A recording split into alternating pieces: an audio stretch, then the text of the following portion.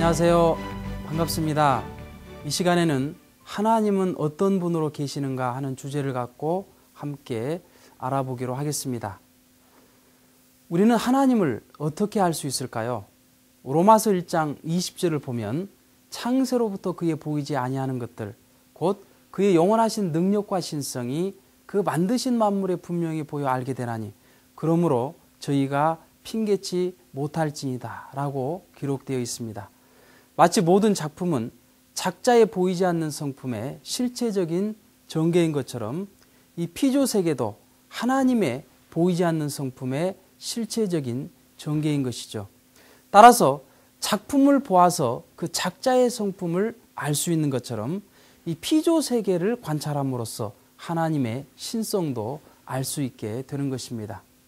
우리는 하나님의 신성을 알기 위해서 이 피조세계에 간직되어 있는 보편적이고 공통된 사실을 알아보기로 하겠습니다. 먼저 존재하는 것은 무엇이든지 내성과 외형을 갖추고 있습니다. 인간은 마음과 몸으로 되어 있고 동물도 인간과 차원은 다르지만 본능과 체로 되어 있습니다. 그리고 식물도 식물심과 체로 되어 있고 광물세계도 내명성이 존재합니다. 곧 내재해서 명령, 지시하는 성질이 있기 때문에 소립자는 원자를 형성하고 원자는 분자를 형성하게 되는 것입니다. 그리고 에너지도 만물 상호 간에 주고받을 수 있는 보다 내적인 작용 에너지가 있고 그리고 물질의 소재가 되는 외적인 이 형성 에너지가 존재하고 있는 것입니다. 자, 예를 한번 들어보겠습니다. 자, 이것은 무슨 그림으로 보이십니까? 네, 이것은 물의 입자입니다. 이 물에게 사랑합니다, 고맙습니다, 감사합니다 라고 말을 하면 그 물의 입자가 우리 인체에 좋은 육각수를 형성하는 것을 보게 됩니다. 그런데 이 물에게 바보야, 망할 놈, 미친놈 등등의 부정의 메시지를 전하면 그 물의 입자가 마치 암세포처럼 흐트러져 버리는 것을 보게 되는 것입니다. 따라서 이 광물 세계에도 인간과 같은 마음적인 요소가 있다는 것입니다. 자, 이것은 무엇으로 보입니까? 네, 이것은 양파입니다. 사람 얼굴의 2배 크기의 양파인데요. 이 양파가 어떻게 이렇게 크게 자랐을까? 그것은 아름다운 음악을 들려주었더니 이렇게 크게 자랐다고 합니다. 아름다운 말, 아름다운 음악을 들려주었을 때 식물도 이렇게 튼실하고 크게 자라는 것을 보게 될 때 식물에게도 마음적인 요소가 있다는 것을 알 수 있게 되는 것이죠.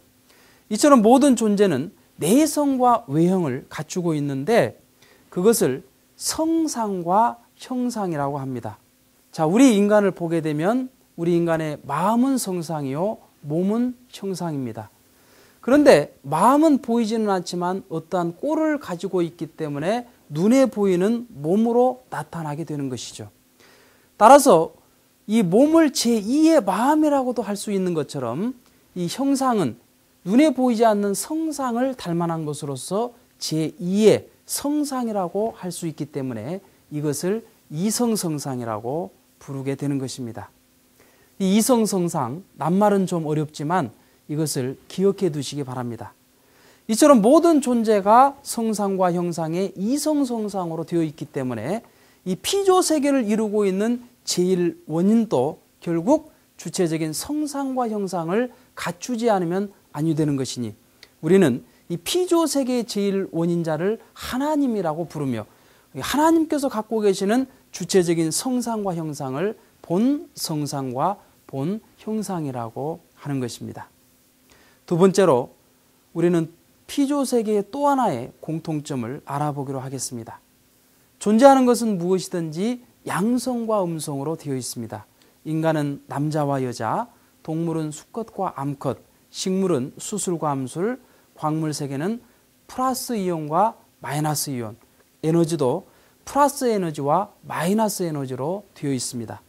이처럼 모든 존재가 하나같이 양성과 음성으로 되어 있는 것은 제일 원인된 하나님께서 주체적인 양성과 음성을 갖고 계시기 때문에 그것을 닮아서 모든 피조물도 양성과 음성으로 되어 있는 것입니다. 우리는 로마서 1장 20절에 이 만물 세계를 봄으로써 하나님을 알 수 있다고 하신 그 말씀을 근거로 해서 하나님을 알아보았습니다. 하나님은 본 성상과 본 형상의 이성 성상의 중화적 존재요, 또 본 양성과 본 음성의 이성 성상의 중화적 주체로 계시다는 것을 알 수가 있게 되는 것입니다.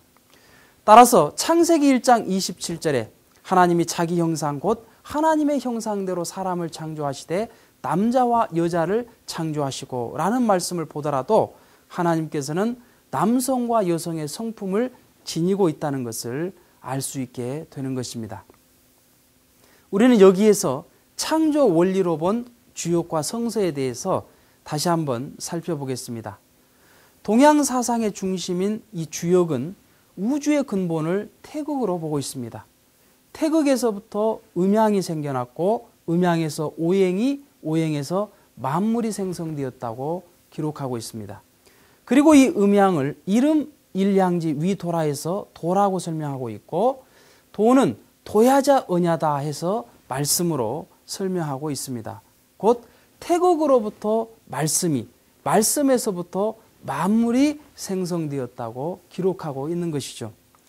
그런데 성서 요한복음 1장 1절을 보면 태초에 말씀이 계시니 이 말씀은 하나님과 함께 계시고 이 말씀으로부터 만물이 생성되었다라는 기록을 보게 될 때 이 주역과 성서가 같은 말을 하고 있는 것을 알 수가 있습니다. 따라서 이 주역의 태극은 이 성서에서 말하는 하나님을 표현하고 있는 것을 우리는 알 수 있게 되는 것이죠. 그런데 주역에서는 태극을 음양의 존재로 설명하고 있지만 인격적인 존재로서는 설명을 하지 못하였던 것입니다. 그리고 성서에서 하나님을 아버지라고 표현함으로써 인격적인 신이라는 것은 설명을 하였지만 보다 구체적인 속성에 대해서는 설명을 하지 못하였고 하나님이 어머니 성품을 지니고 있다는 것을 설명하지 못했던 것입니다. 따라서 통일 원리를 통해서 하나님이 이성성상의 하나님으로 계시다는 것을 설명함으로써 우리는 주역과 성서에서 말하지 못한 부분을 명쾌하게 해명하고 있음을 알 수가 있게 되는 것입니다. 결론적으로 우리 인간은 하나님을 닮는 삶을 살아갈 때 행복한 삶을 살 수 있게 되는 것입니다. 하나님께서는 성상과 형상이 조화 통일되어 계신 분입니다.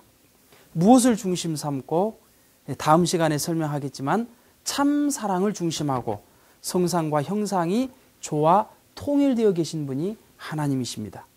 그리고 양성과 음성이 참 사랑을 중심하고 조화 통일되어 계신 분이 하나님이기 때문에 우리는 하나님을 닮아서 마음과 몸이 참 사랑을 중심하고 조화 통일되는 삶을 살아야 되는 것이고, 그리고 가정 안에서 부부가 서로 참 사랑으로 조화 통일되어 살아가게 될 때 우리는 하나님을 닮는 삶이 되는 것이며 보다 더 행복한 삶을 살아갈 수 있게 되는 것입니다. 그렇다면 하나님과 인간은 어떠한 관계를 갖고 있을까요? 다음 시간에 알아보기로 하겠습니다. 감사합니다.